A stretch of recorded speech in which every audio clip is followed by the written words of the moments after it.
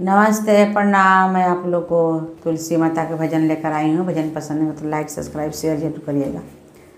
नारायण पूछे तुलसी से दिलवा के बात हो। नारायण पूछे तुलसी से दिलवा के बात हो। नारायण पूछे तुलसी से दिलवा के बात हो। नारायण पूछे तुलसी से के तोहर माता तुलसी के तोरे पिता के तोहरे माता तुलसी के तोरे पिता।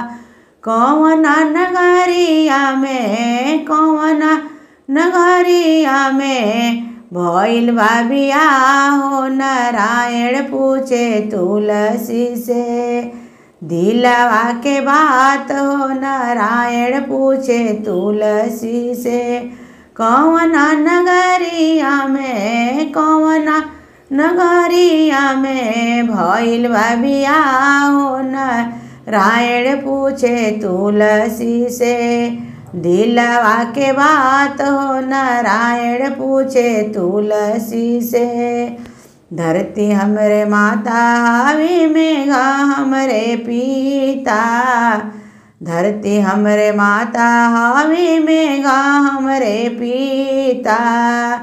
गोकुला नगरिया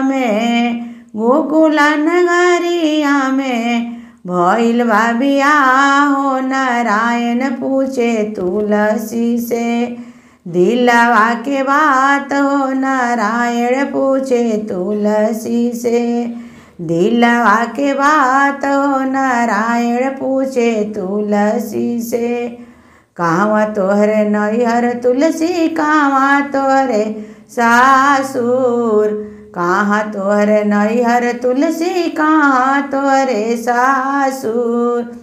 के कराही नाम के सिंदूर भरेलू तू मांग हो। नारायण पूछे तुलसी से दिलवा के बात हो। नारायण पूछे तुलसी से दिलवा के बात हो। नारायण पूछे तुलसी से गंगा तीरे नैहर हमरा जमुना तीरे सासुर। गंगा तीरे नैहर हमरो जमुना तीरे सासुर। तोहरा ही नाम के सिंदूर भरने ही मांग हो। नारायण पूछे तुलसी से दिलवा के बात हो। नारायण पूछे तुलसी से तोहरा ही नाम के